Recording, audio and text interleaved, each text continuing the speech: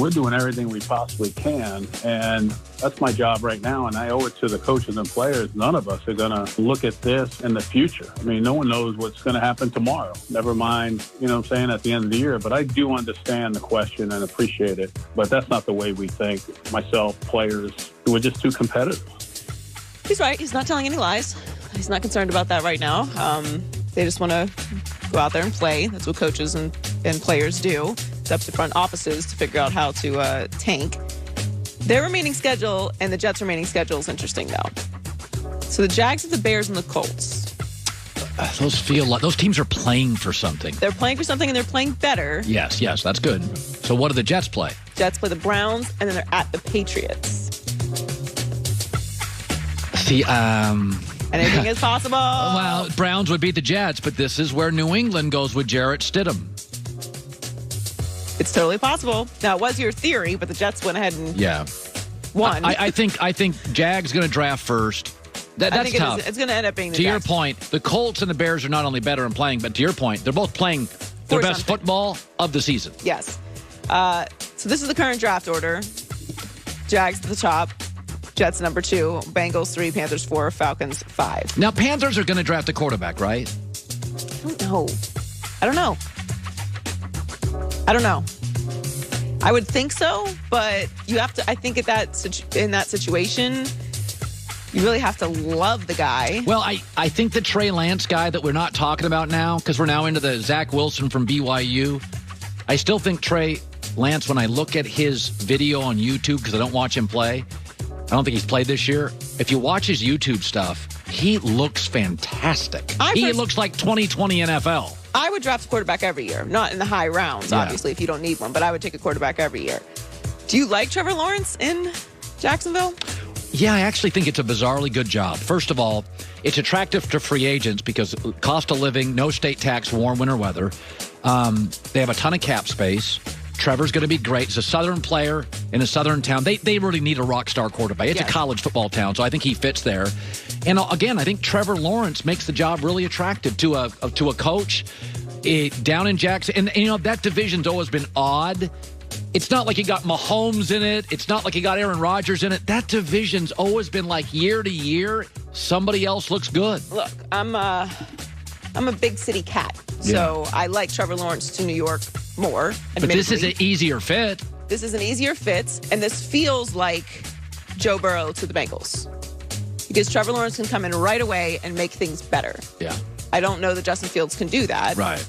And honestly, I think if this ends up finishing this way, it's just going to become a very interesting situation for the Jets overall. Yeah. Now, I probably would still take Justin Fields at 2, just because you kind of have to. And I do think that's going to happen. I really do. Yeah. I don't have a strong conviction either way. Yesterday, I thought I'd go Darnold. The more I talk to people, either one is. The Jets are going to be better next year. They have so many draft picks and so much cap space. I still think even without Trevor Lawrence going there, I still think it's a good job. You're not going to get the best candidate because it's still New York, and you still have to deal with the New York media and the New York expectations, where you aren't going to have that in Jacksonville, and you're going to have Trevor Lawrence. But I don't think it's a bad job just because Trevor Lawrence isn't there. And at the end of the day, there's only 32 of these in the world, so people still want them. So the Steelers seem to have the AFC North locked up when they were 11-0. But now they've lost 3 straight, and their chances of winning the division are getting worse.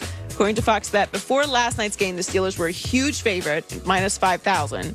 But after the loss to the Bengals, they're holding on by a much smaller margin. They're still a favorite at minus 333, but the Browns are closing in at plus 275. The Browns are going to win the division. They play the Steelers week 17. So if the Steelers lose to the Colts... Yes. The Browns beat the Jets this week, which we're assuming is going to happen. Yeah. Now, the Steelers-Colts could go either way, obviously. But if they lose to the Colts and the Browns beat the Jets, the winner of the Steelers-Browns week 17 will be the AFC North champion. Folks, Uncle Colin's going to make you a little money. Bet the Browns to win the division. It's an easy one. The Browns are better than the Steelers by a lot. They're going to blow them out. But if the Steelers beat the Colts... No, that's not going to happen. No. That is not going to happen. They're going to lose 4 straight? Yes, they're bad. You're a Pittsburgh girl. This is painful. They're bad. I am, and I've always been extremely honest and fair and very aware about the Steelers. They're very bad. tough on the Steelers. They got smoked by the Bengals. It was painful to watch. That game wasn't competitive for 3 of the hours. No, it was ridiculous. It was ridiculous. Finally, we love this. The annual NBA GM survey has been released. I love it. And a large majority of executives believe the Lakers will repeat as champions. Right. 81% chose the Lakers to get the title again. The Clippers came in second with 11% of the vote. They also believe Giannis will win his 3rd straight MVP. And he got 32% of the vote. Luka came in second with 21%. And LeBron and Anthony Davis are tied at 3rd with 18%. Okay, but do you have the one question? There's always the one question. Who would you build your franchise around for the next 5 years? Giannis and Luka tied for best player to start a franchise with. Oh, stop on Giannis. He can't shoot. It's a shooter's league. I like him, but can we stop with this? Here's what I'll say. Are you going to do like a preseason? Well, we can't do preseason because obviously the season starts today. Yeah. But maybe we'll get into some NBA predictions next week. I can tell you right now, I am not going to have Giannis or the Celtics in the final in the NBA Finals. Prove it. I am so done with that whole situation. Yeah. With both of them. Great, fun teams, great regular season teams.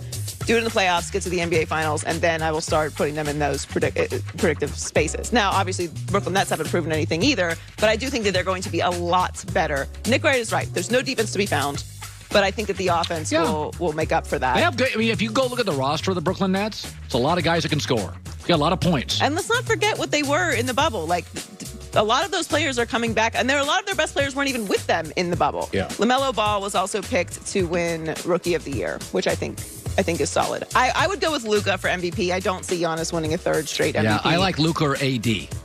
I don't know. I think I think LeBron will like cannibalize that MVP thing Anthony Davis will just have to have such an incredible season, I think. Yeah. And Luka is a star.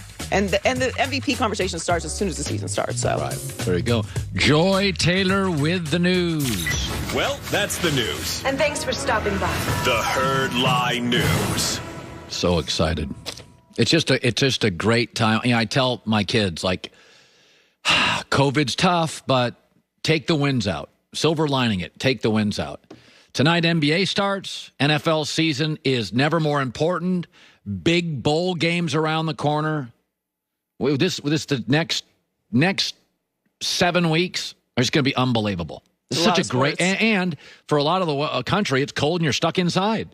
You can't go outside. So the silver lining is going to be so many crucial games over the next 2 months. I mean, there's some sports to watch every second of Christmas Day. Every second. Football and NBA. Good stuff. Peter King is around the corner on a Tuesday. Joel Klatt next hour. Listen, as you age, there's things you should be concerned about. Keep the proteins up, lean muscle recovery. You just don't recover as well as you age. We're all getting older. Don't need to let it define us. 1 scoop every morning, M-Drive Start. Also makes a great afternoon smoothie.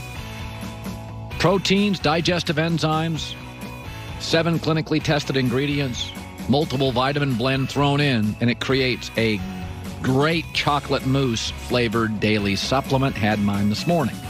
Doesn't matter if you're in your 30s or your 60s.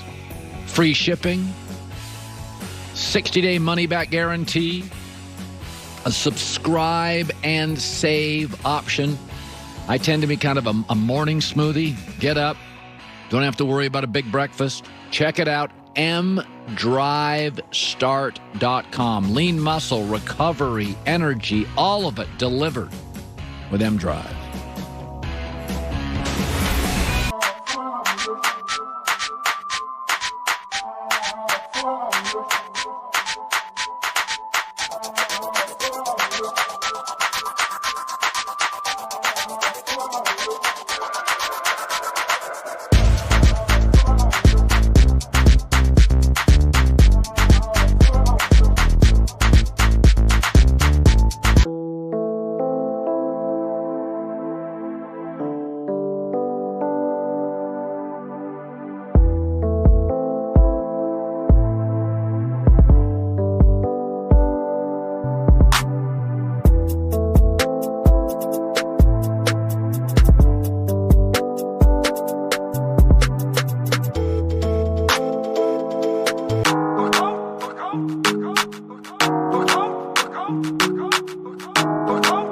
go.